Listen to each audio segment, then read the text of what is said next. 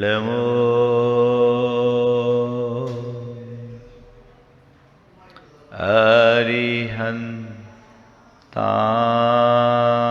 अरिहन्ताणं नमो अरिहन्ताणं नमो सिद्धाणं नमो सिद्धाणं नमो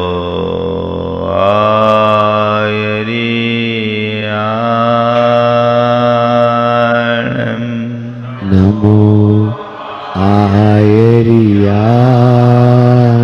नमो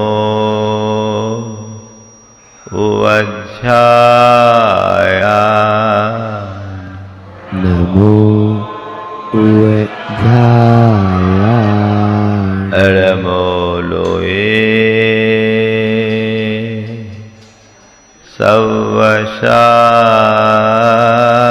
सवशाहुनं नमो लोये सवसाहु एषो पञ्चेणमोयारो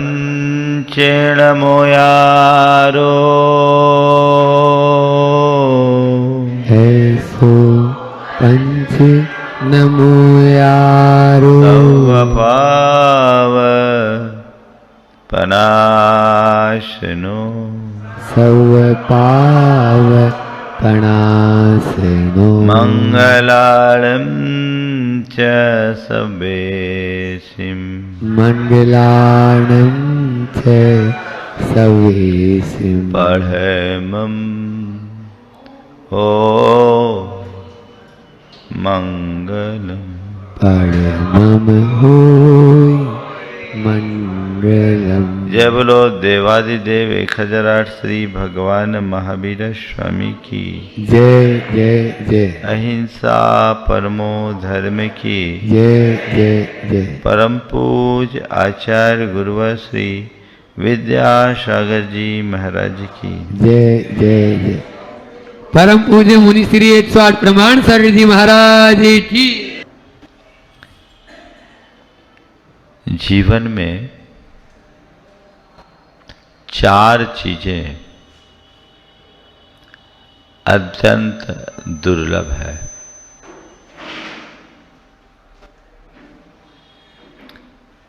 दरिद्र का दान,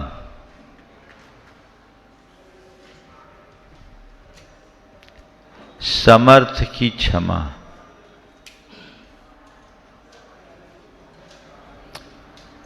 यौवन अवस्था में इंद्रिय निग्रह और सत्वशील का तप।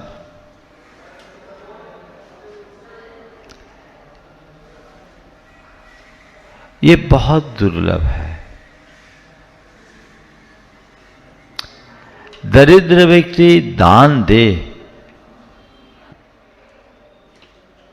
ये बहुत कठिन होता है। लेकिन अगर कोई दरिद्र व्यक्ति दान कर देता है तो जन्म जन्म का दारिद्र्य दूर कर देता है।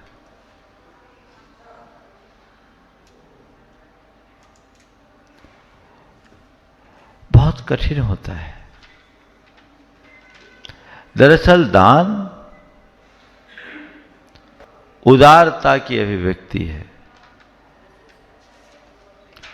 दान वो नहीं करता जो संपन्न है, दान वह कर पाता है जिसके हृदय में उदारता है। जो आर्थिक रूप से दरिद्र है वो कदाचित दान कर देगा, लेकिन जो वैचारिक रूप से दरिद्र है वो तो सपने में भी दान नहीं कर पाता। ये मान करके चलना चाहिए कि जिसके हृदय में दान का भाव है वो विचारों से समृद्ध है। भले ही उसकी सामर्थ्य अल्प हो, भले ही उसके पास संपदा कम हो, लेकिन दान देने की भाव संपदा उसकी अमीरी को अभिव्यक्त करती है। और कोई व्यक्ति चाहे कितना भी संपन्न और सामर्थ्यशाली क्यों ना हो, यदि उसके मन में दान देने का भाव नहीं है तो ये मान करके चलना वो व्यक्ति वैचारिक कृपणता से ग्रसित है और महादरिद्रता को भोग रहा है। तो दानम दरिद्रस्य पहुष प्रभुश्च शांति शांति। दरिद्र व्यक्ति का दान बहुत कठिन, लेकिन यदि कोई दरिद्र व्यक्ति दान करता है तो उसका प्रभाव असाधारण पड़ता है। हमने अनेक लोगों के जीवन में ऐसा देखा है जिनका जीवन घोर दारिद्र्य और विपदा के साथ बीता, लेकिन उनके जीवन में जुड़े दान ने पूरे जीवन का अध्याय बदल दिया।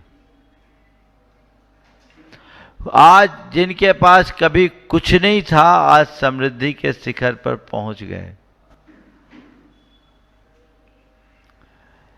मैं आपको एक प्रसंग बताऊंगा। सन 2009 में सम्मेत शिखर जी में हमारा प्रवास था, चातुर्मास चल रहा था। 10 लक्षण में शिविर लगा। शिविर में बहुत सारे लोग आए, सबने अपने अपनी शक्ति के अनुसार गुणायतन में दान दिया। वहां कुछ बहनें भोजन बनाने के लिए आई थी 16 का। 10 लक्षण में तो सब 16 का चलता है। बुंदेलखंड की बहनें आई, उन लोगों ने भी दान दिया। 1100 रुपया में लोगों ने शिलाएं रखी। उसमें एक महिला ऐसी थी जिसने अपना भाव व्यक्त किया कि मेरे पास 1100 रुपये भी नहीं कि मैं दान दे सकूं, पर मेरी इच्छा है कि मैं एक शिला रखूं, तो मेरे पास दान के लिए पैसे नहीं है। मेरी ये 2 पायल है, मैं इसका दान देना चाहती हूं। उस समय चांदी सस्ती थी, 2 पायल की क्या कीमत होगी। जब मेरे पास ये प्रस्ताव आया, मैंने कहा इसका दान ही स्वीकार मत करो, इसके दान के साथ इसका अभिनंदन भी करो। मंच पर बुला करके हमने सम्मान कराया और ये कहा कि सवाल इनके दान की मात्रा का नहीं है, सवाल इनकी दान की भावना का है। अल्प सामर्थ्य हो करके भी अधिक दान बड़े बड़े दानियों को भी आश्चर्य में डाल देती। बंधुओं, 2009 और आज 2025 है। उस महिला ने, जिसके पति बीमार रहते थे, अब इसी तरह खाना वगैरह बना के वो अपना गुजर बसर करती थी, अपने बेटे को पढ़ाती थी। आज आप सुन करके हर्षित होंगे, उसका बेटा IITN होकर एक मल्टीनेशनल कंपनी में हायर पैकेज के साथ अपना जीवन जी रहा है। वो बोलती, महाराज मेरे वो दिन का दान मेरे जीवन का उत्थान कर गया। मुझे नहीं मालूम ये बदलाव क्यों आया, पर मैं इतना जरूर जानता हूं, जिसके हृदय में उदारता भरी होती है उसका जीवनोत्थान अवश्य होता है। दानम दरिद्रस्य,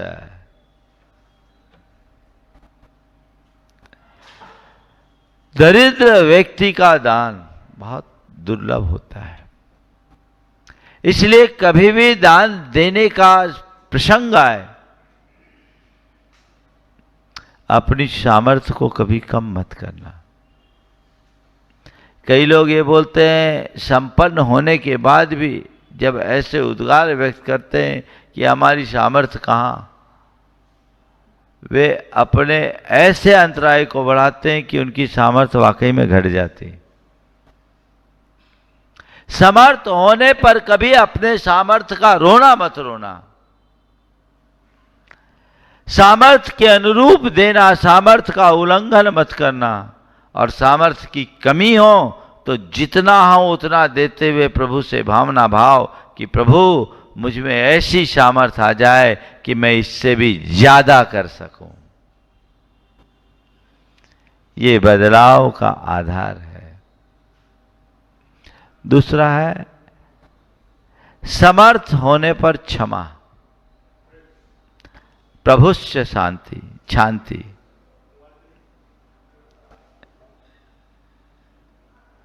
समर्थ होने पर क्षमा। जहां हम कमजोर पड़ते हैं वहां तो चीजों को फिर भी बर्दाश्त कर लेते हैं, लेकिन जहां हम शक्ति संपन्न है वहां अगर किसी का कोई दुर्व्यवहार हो उसे हम क्षमा करें तो ये बड़ी उपलब्धि है। उसके लिए हमें अपनी शक्ति को जगाना चाहिए। कहते हैं समर्थवान ही सच्चे क्षमा का धारी होता है। तुम्हारी सामर्थ्य का प्रमाण ये नहीं कि तुम्हारे पास कितनी शक्ति है, तुम्हारे सामर्थ्य का असली प्रमाण ये है कि तुम्हारे पास कितनी क्षमाशीलता है, कितनी सहन शक्ति है। यदि ऐसा कुछ हो तो उसे नजरअंदाज करने की भावना अपने अंदर विकसित करनी चाहिए। यही हमें अंदर से मजबूत बनाने वाली शक्ति है। तो प्रभु की शक्ति यानी समर्थ की क्षमा, प्रभु की शांति। क्षमा करना सीखे। गलती करने वाला बड़ा नहीं है, गलती को माफ करने वाला बड़ा होता है। और जो समर्थ होते हैं वो और व्यक्तियों की कमियों को इसी मनोभाव से नजरअंदाज कर अपने जीवन को ऊंचा उठा लेते हैं। तीसरी बात, तारुण्य अवस्था में इंद्रियों का निग्रह। तरुण अवस्था में इंद्रियों का निग्रह। यौवने इंद्रिय निग्रहम दुष्करम। यौवन अवस्था में इंद्रियों का नियंत्रण बहुत दुष्कर है, क्योंकि उस अवस्था में इंद्रियों का उन्माद प्रकट होता है। लेकिन जिसके हृदय में वैराग होता है वो भरी जवानी में अपने आप पर नियंत्रण रखने की क्षमता कर लेता है। और जो ऐसा इंद्रिय निग्रह करता है उसके जीवन की चमक ही अलग हो जाती है। इंद्रियों को वशीभूत करना, इंद्रियों को वश में करना नितांत आवश्यक है। जब तक हमारी वैसी दृष्टि नहीं होगी जीवन की धारा परिवर्तित नहीं हो सकती। उसके लिए अपने मन में उत्साह होना चाहिए। कई बार लोग बोलते हैं अभी तो हमारी जवानी, अभी करने की क्या जरूरत। भैया अभी करोगे तभी मजा है, बाद में तो करने ही लायक नहीं बचोगे। और चौथी बात है सत्व रहते तप। प्राय लोग तप करने की बात सोचते हैं, जब उनका सत्व खत्म हो जाता है तब कहते हैं अब हम क्या करें, अब तो हमारी उम्र ही नहीं बची। जब उम्र थी तब कहा जाए तो कहते थे अभी हमारी उम्र कहाँ। जवानी में उम्र कहाँ और बुढ़ापे में अब हमारी उम्र कहाँ बची। ऐसे लोग अपने जीवन में कभी कुछ भी हासिल नहीं कर सकते। तो अपने अंदर ऐसी दृष्टि विकसित करें जो हमारे जीवन में करने योग्य हो जाए और जीवन को अच्छा करके अच्छा बनाने में समर्थ बना सके। वो प्रयत्न और पुरुषार्थ अपने अंदर जगाना चाहिए। जब तक हम अपने जीवन में कुछ अलग नहीं करेंगे, अलग नहीं घटेगा। अगर हमें असाधारण चाहिए तो हमें असाधारण करना पड़ेगा। जब हम ऐसी दृष्टि को विकसित करते हैं तो हमारा जीवन सुनिश्चित रूप से समृद्ध होता है, सुधर सकता है। हम अपने जीवन को आगे बढ़ाने में समर्थ हो सकते हैं। बंधुओं, पूरे चातुर्मास आप लोगों ने खूब लाभ लिया। भोपाल के यद्यपि हम एकदम बाहर हैं, लेकिन फिर भी पूरे भोपाल वालों के मन में बहार हमने इस बार देखी है। और आज बावड़िया कला की समाज फिर से उपस्थित हुई है। बावड़िया कला का योग कुछ विशेष योग बना। मैं समझता हूँ इस प्रवास में तीसरी चौथी बार उनको लाभ मिल गया, 3 मिल गया ना। अब फिर से आप लोगों ने वहाँ गुरुओं के रहने के लिए साधु बसतिका को बनाने का मन बनाया है। मंदिर आपने अच्छा बना लिया, बहुत भव्य मंदिर है, और बावड़िया कला वालों के घर भी बहुत अच्छे हैं।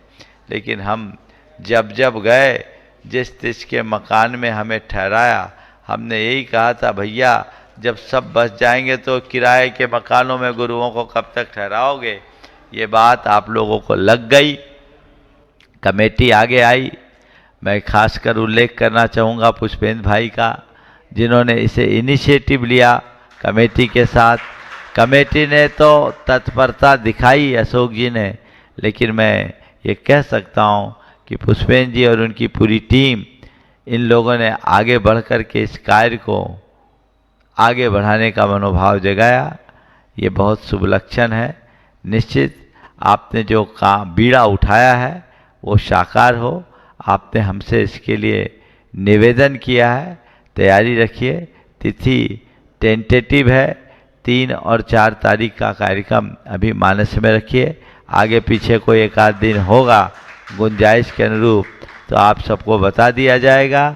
आप पूरे उत्साह के साथ जो बीड़ा आपने उठाया उसे साकार करें। अशोक जी ने ये जिम्मा पुष्पेंद्र जी को दिया है, पर केवल पुष्पेंद्र जी को जिम्मा देकर पीछे मत हट जाना। हालांकि पुष्पेंद्र भाई इतने समर्थ है कि वो जो काम हाथ में लेंगे उसे पूरा कर देंगे। उनकी पूरी टीम को मैं आशीर्वाद देता हूँ, चाहे नीलेश हो, मनोज हो, और ये पूरी टीम जो यहाँ खड़े हैं, हिमांशु हो, नितिन है या राजेंद्र जी हैं, और मैं सबका नाम मुझे नहीं मालूम। मैं पूरी टीम को ये कहूँगा कि एकदम जुट जाइए, आगे बढ़ कर के जो आपका संकल्प है उसे पूरा कीजिए। अभी 3-4 तारीख तक समय है। मैं चाहता हूँ आपका संकल्प हमारे पहुँचने के पहले पूर्ण हो जाए, तो इसमें कोई कमी नहीं होगी। अशोक जी आपको भी पीछे इसमें नहीं रहना है, भूमिका बना करके आगे बढ़ना है। और जो लोग हैं सबके नाम मुझे नहीं मालूम, इसलिए नामोल्लेख नहीं कर पा रहा हूँ, पर नाम से मतलब नहीं है, काम से मतलब है। इन कार्यों को आप लोग जितने लोग यहाँ उपस्थित हैं, चेहरे से तो मैं सबको जान रहा हूँ, ये आप लोग जुट जाइए, कमर कस लीजिए और इस कार्य को शीघ्रातिशीघ्र पूर्ण करने के लिए संकल्पित और समर्पित होइए।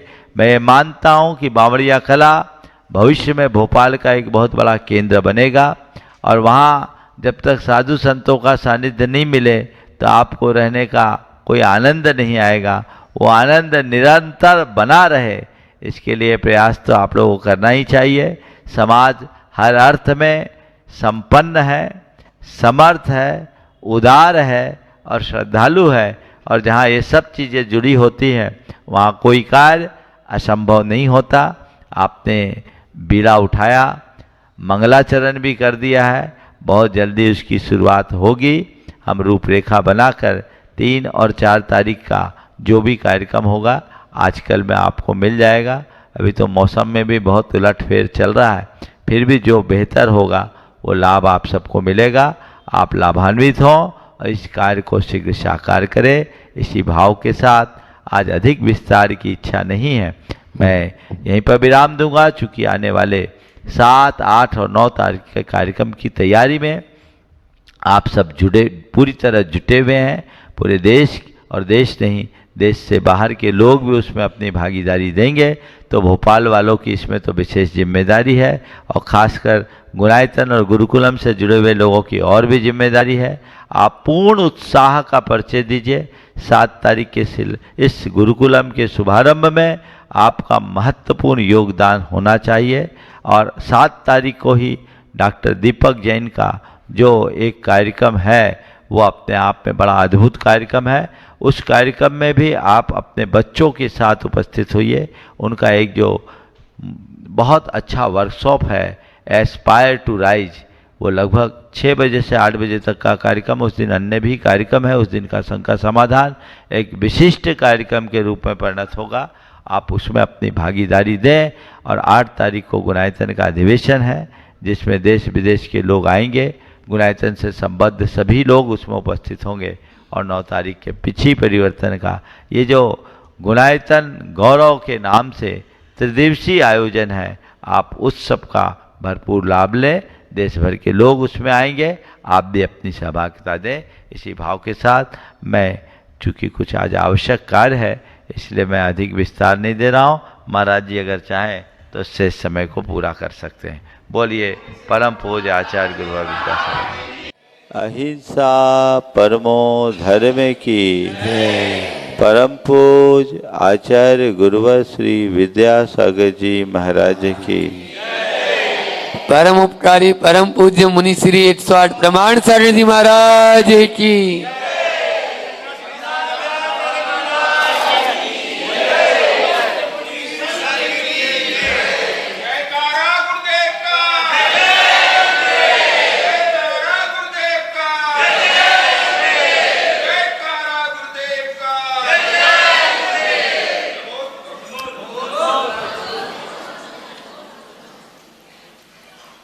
आप सब लोग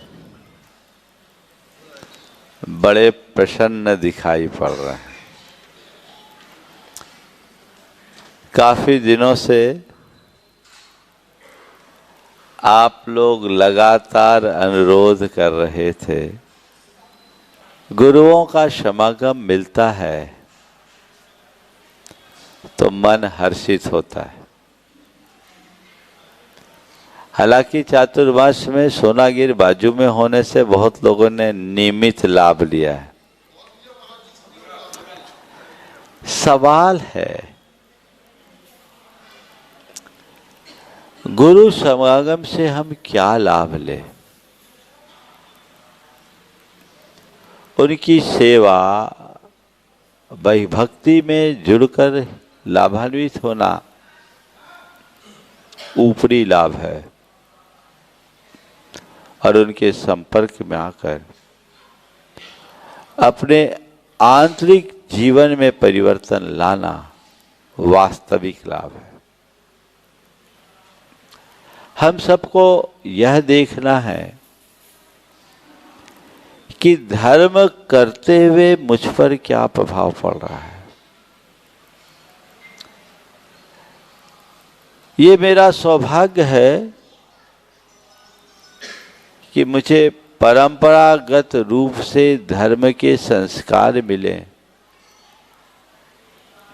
और उससे कहीं बढ़कर मेरे मन में धर्म की श्रद्धा भी है, और उससे भी आगे मैं धर्म करता भी हूँ। लेकिन ये सब किस लिए? धर्म के संस्कार है, श्रद्धा है, धर्म का आचरण है, किस लिए? ये सवाल हर व्यक्ति को अपने मन से करना चाहिए। ये सवाल हर व्यक्ति को अपने मन से पूछना चाहिए। आप सब धर्म कर रहे हो, क्यों? पाप काटने के लिए। दूसरा उत्तर, अपने को अच्छा करने के, अगले भाव को सुधारने के लिए, और कर्मों का क्षय करने के लिए, मोक्ष मार्ग प्रशस्त करने के लिए, है ना? इतनी सारे उत्तर आए हैं, लेकिन ये सारे उत्तर सतही हैं। पाप काटने के लिए दिखता है पाप, कितना पाप काट पाए आज तक। कर्मों का क्षय करने के लिए कितना कर्म क्षय कर लिए। जीवन को अच्छा बनाने के लिए कितना सुधर पाए। मोक्ष मार्ग प्रशस्त करने के लिए बताओ, 30-40 साल हो गए धर्म करते हुए, कितना प्रशस्त किए।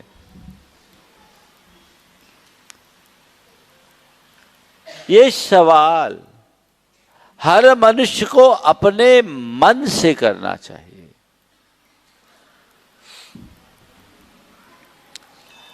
अक्सर होता यही है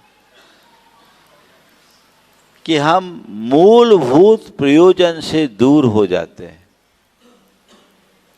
और जैसे ही प्रयोजन हमारे हाथ से निकलता है, चीजें हमारे नियंत्रण से बाहर हो जाती है। मेरे सामने गुरुदेव की तस्वीर है और उनका एक बहुत अच्छा वाक्य लिखा है, अच्छी सोच, अच्छे विचार, अच्छी भावना मन को हल्का करते हैं। अगर मुझसे पूछो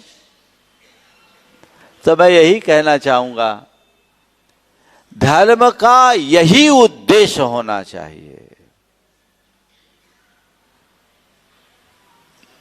अपने भीतर उतरो, जीवन को अच्छा बनाना है। विगत दिनों से मैंने अच्छे बनाने की बात शुरू की थी आपसे, उस संदर्भ में और चर्चा तो आगे होगी, लेकिन अच्छा बनाने के लिए जड़ में जाइए।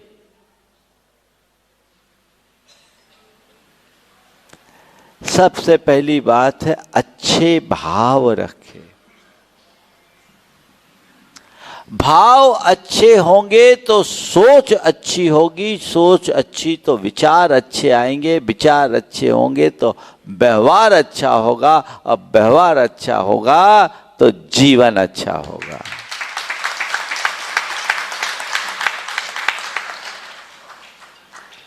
अपने भावों की पड़ताल करो। 24 घंटे में मेरे भाव की स्थिति क्या है? कई लोगों की तो ये कहानी कि भगवान के सामने दर्शन करते करते भी भाव बिगड़ जाते हैं। अपने भावों को टटोल करके देखो कि मैं कितना पानी में हूं। मेरे ऊपर एक धर्मात्मा व्यक्ति का लेबल लगा हुआ है। मैंने अपनी एक छवि, एक धार्मिक या धर्मात्मा के रूप में तो बना ली है, लेकिन मेरे भीतर धर्म की छवि उभरी है कि नहीं, ये मुझे देखना है। भाव शुद्धि हमारे धर्माचरण का मुख्य लक्ष्य होना चाहिए। आज के समय में हम अपनी क्रियाओं को तो प्रमुखता दे देते हैं, भावों को गौण कर देते हैं। जबकि आप लोग ये पंक्ति रोज दोहराते हैं, यस्मात् क्रिया प्रतिफलन्ति न भाव शून्य।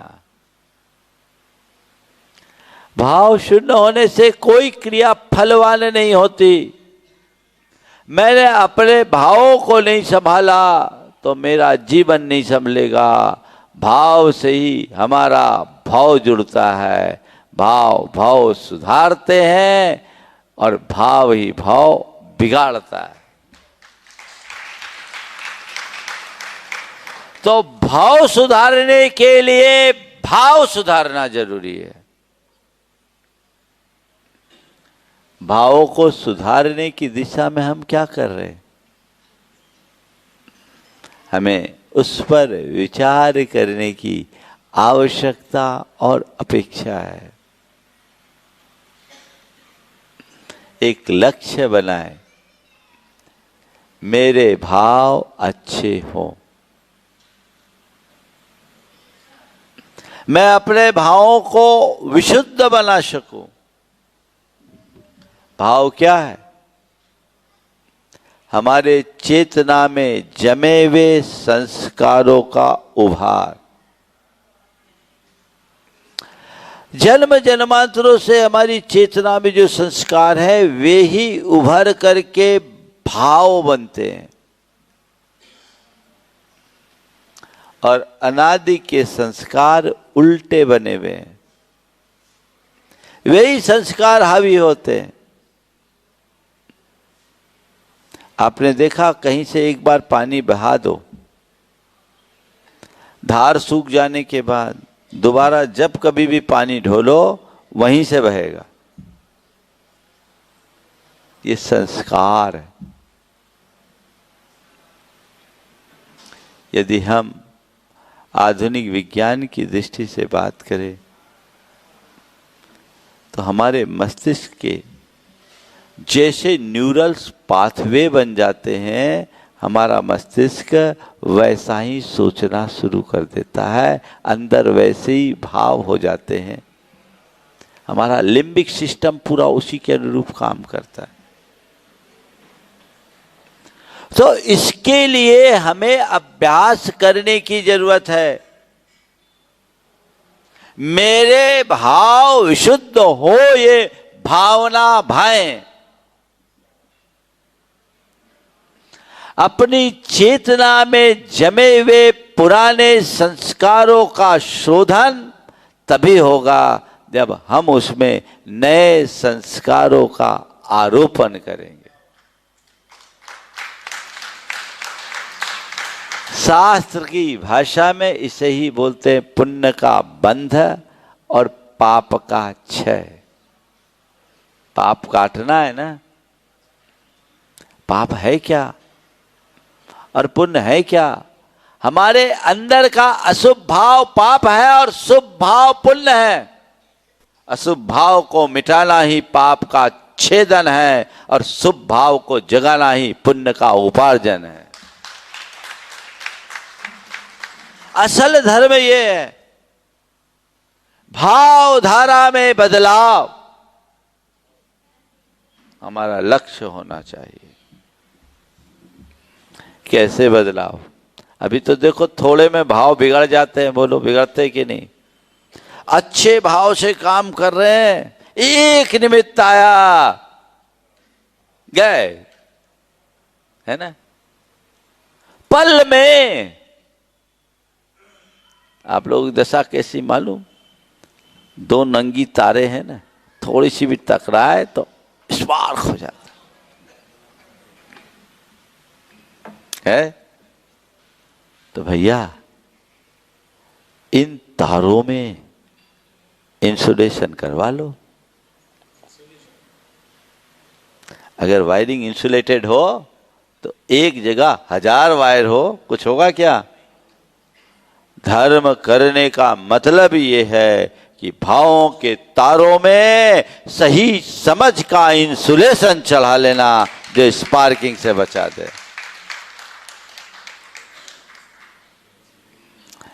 वो होगा तो भाव नहीं बिगड़ेंगे, निमित्त आएंगे लेकिन हम पर उसका असर नहीं पड़ेगा।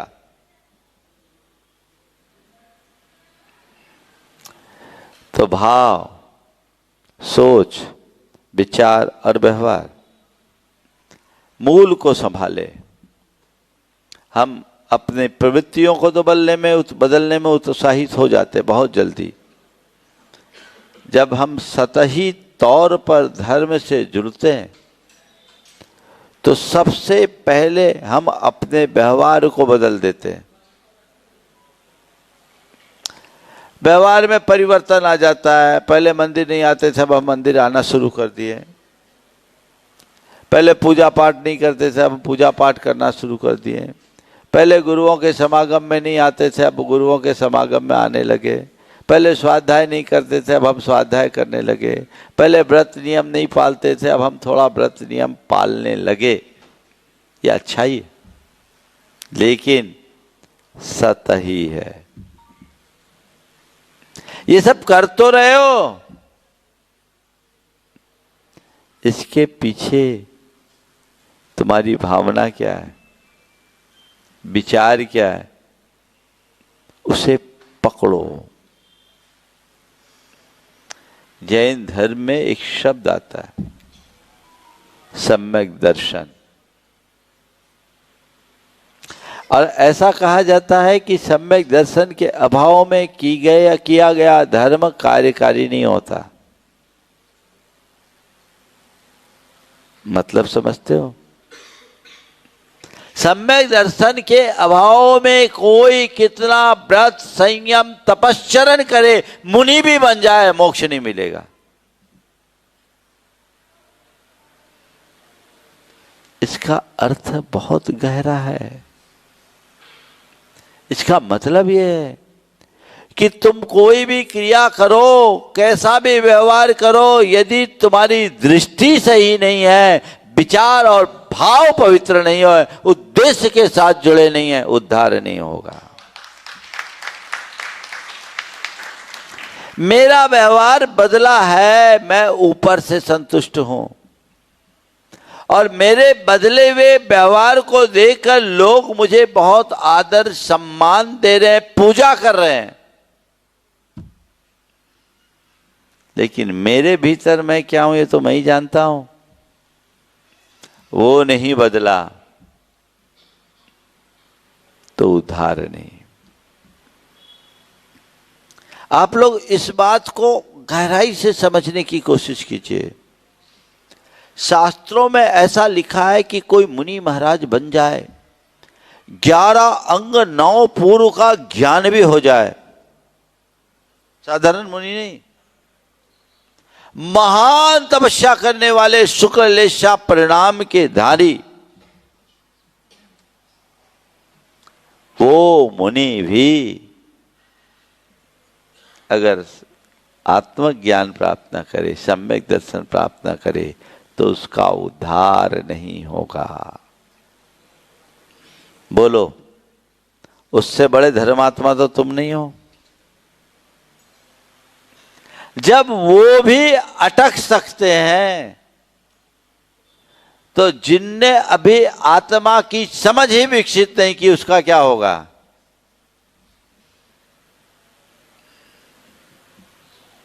तो मैं क्या कहना चाह रहा हूं, महाराज जी आपने तो बता दिया, अब तो सब बेकार है, हम कल से धर्म करना बंद कर दें। नहीं,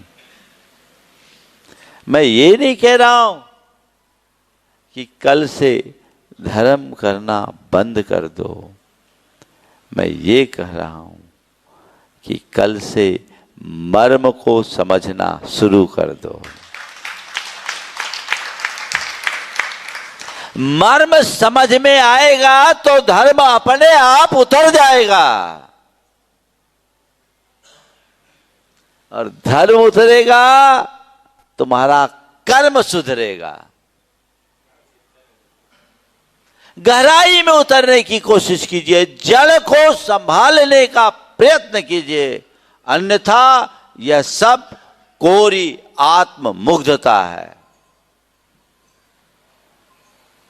मैं अपने आप को धर्मी मान बैठा हूं, मैंने अपनी पहचान एक धर्मी के रूप में बना रखी है, और अपनी क्रियाओं से मैं कुछ पल के लिए संतुष्ट होकर अपने आप को कृतार्थ भी मान लेता हूं कि मैंने बहुत कुछ कर लिया, इस जीवन में मैंने बहुत कुछ कर लिया।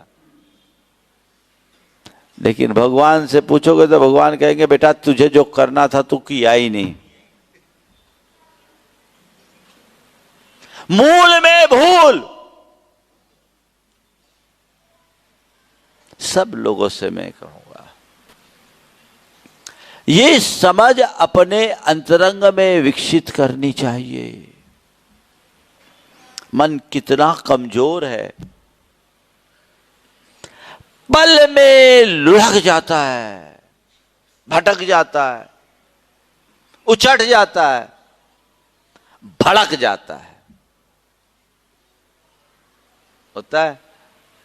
इसको ही संभालना है, और यदि अंतरंग की दृष्टि प्रकट हो जाए, केंद्र में आत्मा को स्थिर करके जियोगे, तो ये सब बातें गौण हो जाएगी। आप लोग अपना हिसाब लगाना। जीवन भर आपने व्यापार धंधा किया, ढेर प्रकार के पाप कर्म भी कर लिए, अपना व्यवहार, अपना आंतरिक चरित्र कैसा है वो आप अच्छे से जान रहे हो। अब क्या है, हम रोज मंदिर आ गए, पूजा कर लिए, थोड़ा बहुत कोई दान वान कर दिया, कोई बड़ा निर्माण करा दिया, उसमें कुछ आर्थिक सहयोग दे दिया या थोड़ी बहुत अपनी भागीदारी प्रदर्शित कर दी और अपने आप को समझ लिया मैंने बहुत बड़ा धर्म कर लिया। निश्चित ये सब धर्म है, लेकिन ये कब और किसके लिए? जिसने अपनी आत्मा को पहचाना है उसके लिए, जो आत्मज्ञान से सुन्न है उसके लिए वह वांछित परिणाम नहीं मिल सकता। लक्ष्य बनाइए, पुरुषार्थ जगाइए, जड़ को पकड़िए। अगर उसकी तरफ दृष्टि होगी ना तो जीने की दशा ही अलग होगी, आनंद होगा, फिर बाकी चीजें गौण हो जाएगी। अभी तो छोटी छोटी बातों को पकड़ बैठते हैं। तो अपने भाव को अच्छा करने के लिए सबसे पहले अपने स्वभाव को पहचानो। क्या करो? मैं कौन हूं, मेरा क्या है? बोलो, मेरा स्वभाव क्या है? मैं कौन हूं? कौन हूं? बहुत अच्छा उत्तर दे रही। मैं शुद्ध आत्मा हूं। कितनी देर तक? जितनी देर आपके सामने बैठी हूं। उसके बाद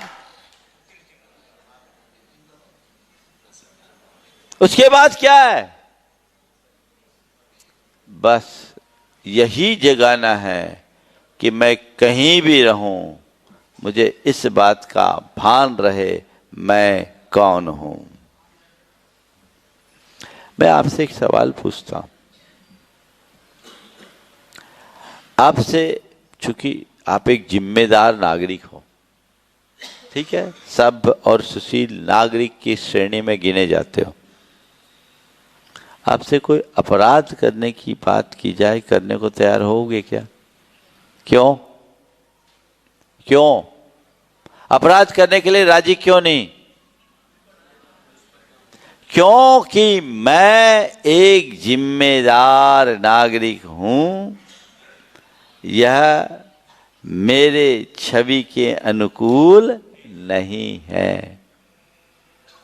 इस बात का एहसास है, स्वरूप का बोध है, आप अकार्य करने से दूर होगे। ये मेरे कुल के अनुकूल नहीं, ये मेरे खानदान के अनुकूल नहीं, ये मेरे धर्म के अनुकूल नहीं, ये कार्य मुझे नहीं करना, ये बोध है ना। तो स्वरूप बोध जीवन में संयम लाता है। ऐसी जिस पल तुम्हारे अंदर ये भाव बोध गहरा जाएगा कि मैं एक शुद्ध आत्मा हूं, तुम्हारा स्वभाव से अनुराग होगा, भाव बदल जाएगा, भाव सुधर जाएगा। भटकाव इसी में रुकता है और बदलाव ऐसे ही आता है। ये धारा अंतरंग में विकसित करने की आवश्यकता और अपेक्षा है। ऐसे बदलाव आए जो जीवन व्यवहार को परिवर्तित कर सके और हम अपने आप को आगे बढ़ा सके।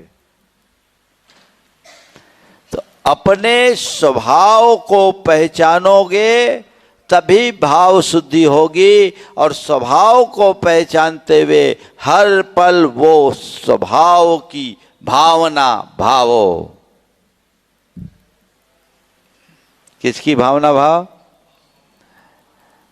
मैं कौन हूं। एक बार गुरुदेव से जब मैं आरंभिक स्थिति में था, संघ में आया था, सामायिक में बैठता था, भाव टिकते नहीं थे, मन इधर उधर भाग जाता था।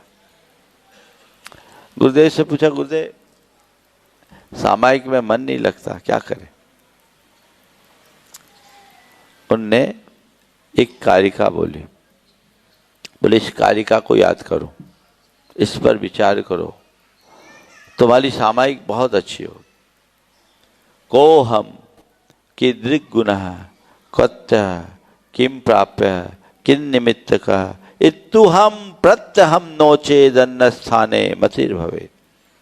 को हम, मैं कौन हूं, कीदृक् गुणः, मेरा गुणधर्म क्या है, कत्य, मैं कहां से आया हूं, किम प्राप्य, मुझे क्या पाना है, किन निमित्त का, किस निमित्त से आया हूं। इस प्रकार के सवालों को जो अपने मन से नहीं पूछता उसकी ही मति इधर उधर भटकती है। सार भर दिया उनने। तो सवाल करो, को हम, मैं कौन हूं, को हम सो हम, क्या है, मैं शुद्ध आत्मा हूं, मैं सहज आत्मा हूं, मैं शांत आत्मा हूं, मैं भीतर, मेरे भीतर विराजमान जो गायक तत्व है वह मैं हूं।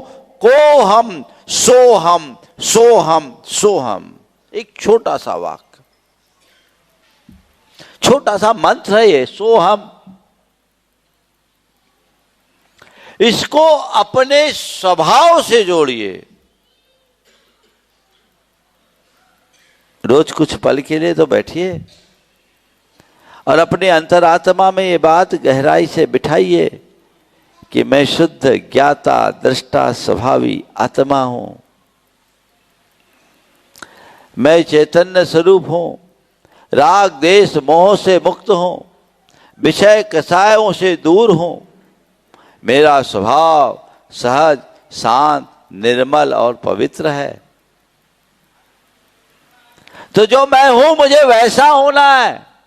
स्वभाव से मैं कुछ हूं और हो कुछ गया हूं, मुझे उसे बदलना है। ये कब होगा, जब अपने स्वरूप का बोध होगा। और स्वरूप के बोध में स्थिरता कब आएगी, जब बार बार स्वरूप की भावना होगी। स्वरूप की भावना जगाइए। सोहम का अभ्यास बढ़ाइए।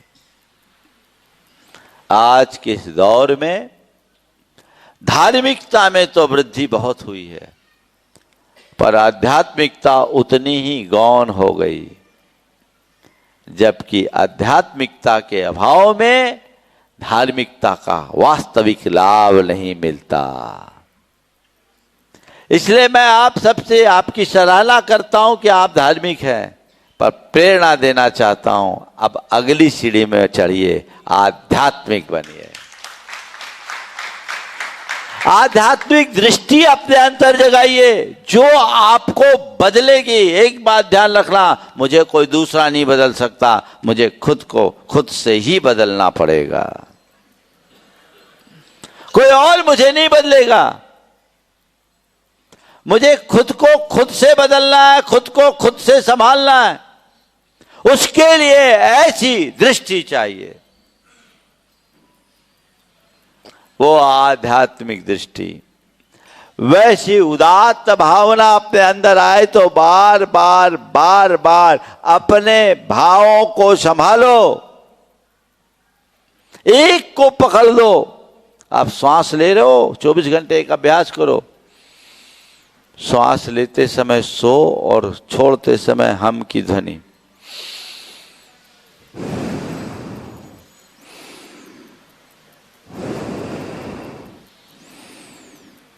सोहम सोहम सोहम सोहम, बस एक छोटा सा अभ्यास, इसकी भावना हमें मुक्ति तक पहुंचा सकती है। परमात्मने का ये बीज है। तो जब मोक्ष मिलेगा तो मिलेगा, पर अभी दोषों से मुक्ति तो आज मिल सकती है, दुर्बलताओं से मुक्ति तो मिल सकती है। उसकी तरफ दृष्टि जगाइए, अभ्यास कीजिए। भावना योग हमें यही प्रेरणा देता है। जागरूक रहिए, मुझे अपने भाव को ठीक करना है। भाव ठीक होंगे, मेरे विचार अच्छे होंगे, और विचार अच्छे होंगे तो मेरा व्यवहार अच्छा होगा, और भाव विचार और व्यवहार अच्छा होगा तो जीवन अपने आप अच्छा हो जाएगा। सब अच्छा अच्छा हो, यही सोच रहे ना।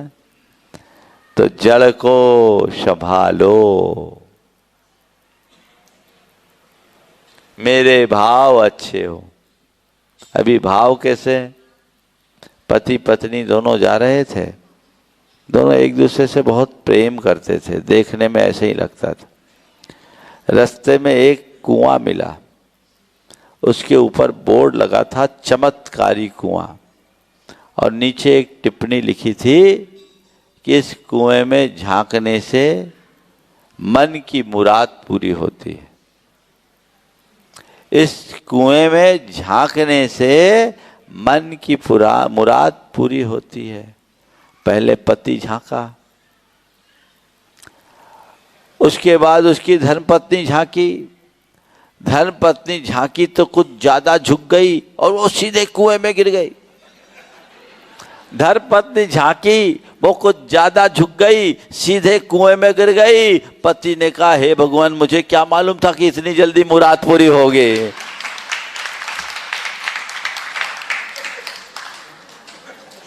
है ना? आखिर अंदर क्या है ये तो देखो। बात हंसने की नहीं, समझने की है। मेरा अभिप्राय क्या है, मेरा ध्येय क्या है। कई लोग तो धर्म भी करते तो उनका भाव कुछ और होता है। एक जगह में था तो एक नया आदमी जुड़ा, बड़ा धनपति था और काफी समय देता था। तो उसके किसी परिचित ने उससे कहा, बड़ा गजब है यार, तुम्हें तो बहुत परिवर्तन आ गया, तुम तो महाराज से बहुत प्रभावित हो गए, बड़ा चेंज दिख रहा है तुम में। उसने कहा, भैया प्रभावित छोड़ो, अब महाराज बड़े ग्लैमरस हैं, बड़े बड़े लोग महाराज के साथ जुड़े हैं। हमारे घर में 3-3 बेटियां, शादी ब्याह तो करना है, अब महाराज से नहीं जुड़ेंगे तो ब्याह संबंध कैसे होगा।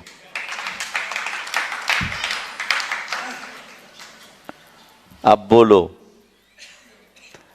कई लोग ऐसे भाव से भी जुड़ते हैं, मेरी पहचान बन जाए। संत कहते हैं, मेरी पहचान बन जाए, इस भाव से जुड़ने की जगह मैं खुद को पहचान लूं, इस भाव से जुड़ो, बेड़ा पार हो जाएगा। दृष्टिकोण, जब तक आत्मज्ञान अंदर का नहीं होगा तब तक ऐसी स्थितियां बनी रहेगी। बहुत से लोग हैं जो ऊपर से धर्मी हैं, भीतर से गड़बड़ है। मुझे स्वरूप बोध के साथ जीना है, भाव शुद्धि के साथ जीना है, ये लक्ष्य बना करके चलिए। भटकाव टलेगा, ठहराव आएगा, जीवन में आनंद आएगा।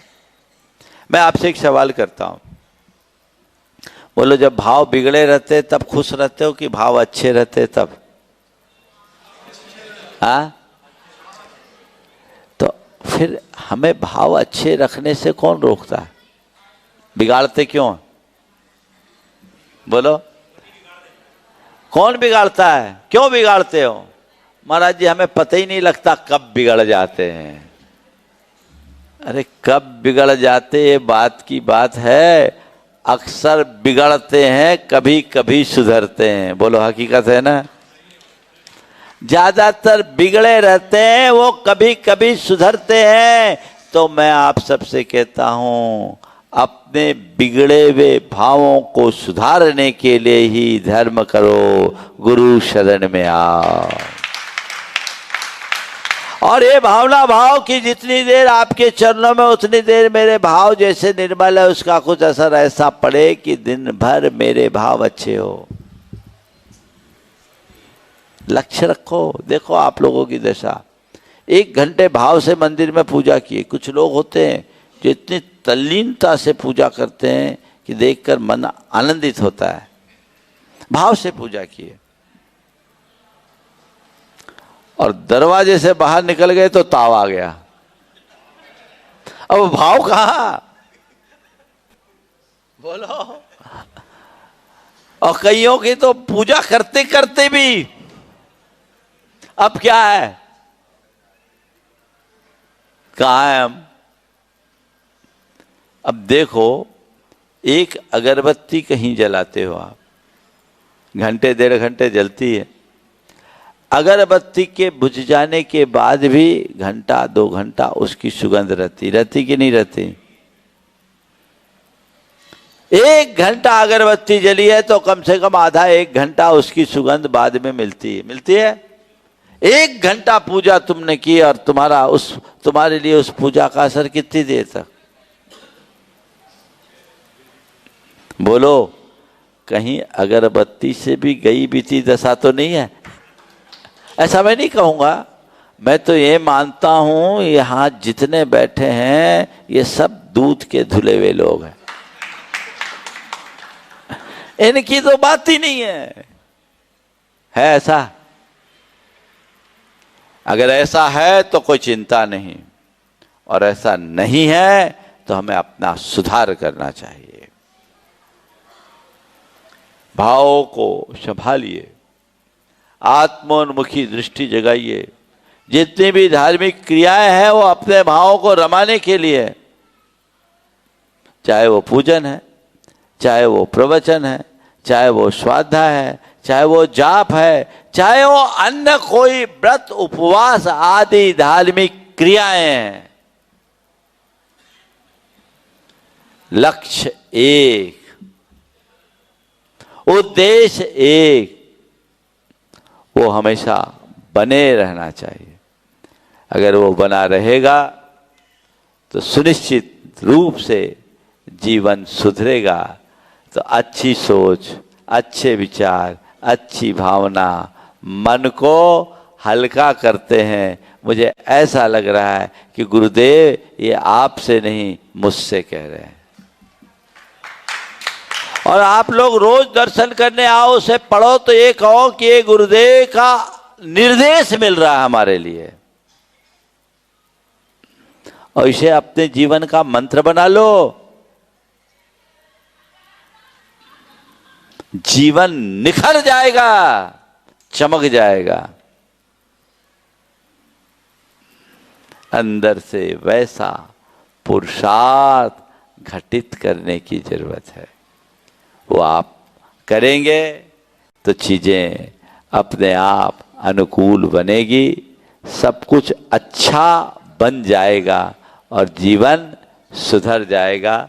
समय आप सबका हो गया है।